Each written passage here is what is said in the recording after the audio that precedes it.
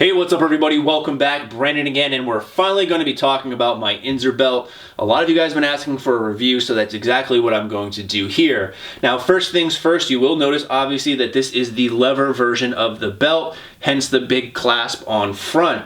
Some other things you'll notice, this is the royal blue color, which is a very popular one, and this is also the 13mm version of the belt. So it's the thicker version. There's also one that's not as thick, which is 10mm. Now, you don't necessarily have to get the lever version. There is a prong version as well. It would look something similar to this, where you have a metal clasp, and in this case, this is a dual prong since there are two ones coming out. You can also get a single prong version, and it works very similar to a normal belt where you tighten yourself, you put the prongs in place, and you're good to go.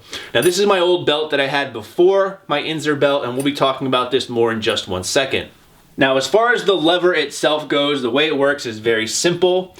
Let me just unclasp it right here. So you have four prongs right here, and you can tell from the underside of the lever that you have four prongs that attach. Now, one of the things that you'll notice if you first get this belt, the first couple times you put it on, it is a big pain in the ass to get this thing off. And that's because these holes aren't really broken in just yet, and they're very tight.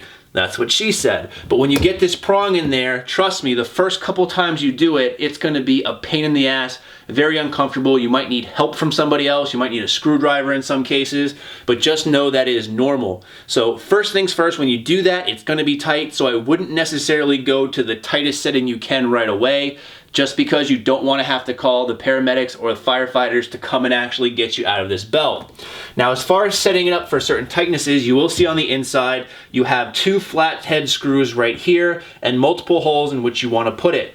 So depending on what size waist you are, you would go to the Inzer site and measure your waist. You would then get a corresponding belt size depending on where your waist falls between. And again, you will have some range of motion as far as where you want to actually set this up.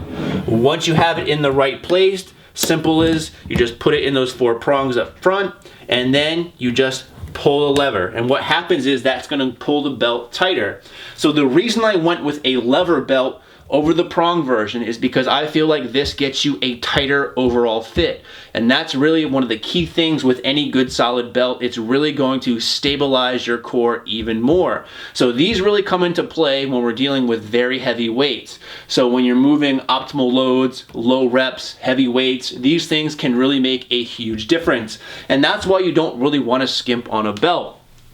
So for example, on this belt that I have here, it's very loose, it's very flimsy. You'll see that the size of the belt actually changes as you go around, and this back padding part is very easy to kind of play around with. So using this for optimal loads isn't really beneficial because it's not really doing anything. It's almost the equivalent of wearing just a normal belt like you would for your pants to the gym. So you're not getting a ton of extra support.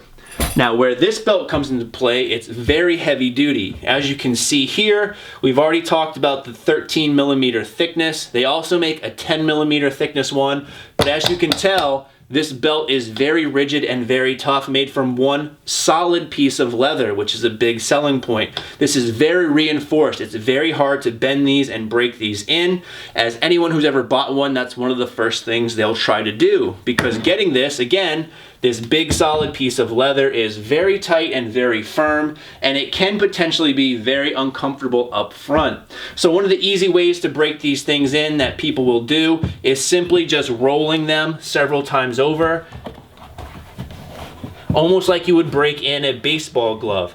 And obviously you can take off the clasp and roll it the other way too to loosen these things up a bit. But again, generally speaking, when most people get these, they do take some time to break in. You gotta play with it, but overall you gotta wear it. And the more you wear it, the more it'll be broken in and the more it will conform really to your body. Some other good selling points on this is, as you can see on the front, they actually have 6 layers of stitching here. So this suede backing on the piece of leather is really on there well. You can tell by it close to the edges, you're not going to have problems with fraying or anything like that. The lever itself is solid metal. It's really heavy duty. It's probably a terrible thing to have it on this wood right here because it's probably going to scratch the shit out of it. But hey, I got to make this review, so I'm going to take my chances on this. You'll also find that Inzer actually guarantees these levers for life. So if you ever have any problems, they ever break, they will fix it and replace it for you. Now, speaking of Inzer, they're really great when it comes to these things. These belts are custom made for the most part when you order them, and that's why it generally takes 2 to 3 weeks in order to get them. Now, when I ordered mine, I ordered it around Christmas, so it took a long time to come in, only because they had an inrush of orders. But again, generally speaking, depending on the color, it's going to take around 2 to 3 weeks. They do say, however, they normally keep black in stock, so if you order the black, it usually will come a lot faster as well. Now, as far as which belt you should get, the 10 or the 13 millimeter, it's really a matter of preference, I think. I typically would suggest people go with the 13 millimeter only because it is more reinforced, and again, that's really what you want these things for to begin with.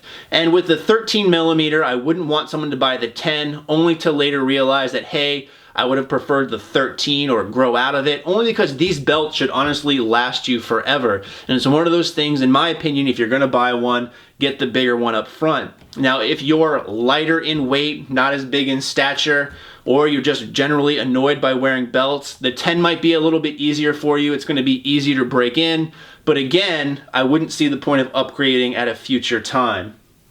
Now, as far as should you go with the lever or the prong, again, I prefer the lever, only because in this case, I feel like it allows you to get a much tighter fit rather than really struggling to get that belt as tight as possible. And not to mention, when you're done, it's simple and easy to unclasp, and it's almost instantaneous, where you might really have to struggle with that belt, which I don't really like to do to begin with. So a lot of times when you see my workout videos, you'll see the first thing I do as soon as I'm done with a heavy set is I kind of fling this thing off, and it kind of lets me breathe a little bit better. But I will definitely say that these have helped my lifts tremendously, really helps me reinforce my core, reminds me to push out with my stomach, really stabilize myself, and quite honestly, I wish I made the investment sooner. So as far as this goes, if you can afford it, definitely go for it. If you're looking at a good belt, I would highly suggest the Inzer ones in this case.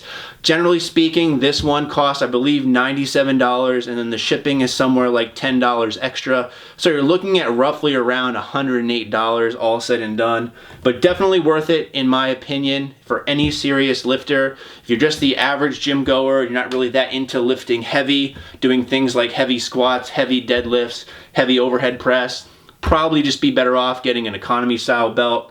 But otherwise, you can't really go wrong with the Inzer. So let me know if you guys use any belts. Let me know if you use the Inzer or if you prefer something else. And in the meantime, thanks for watching and stay big.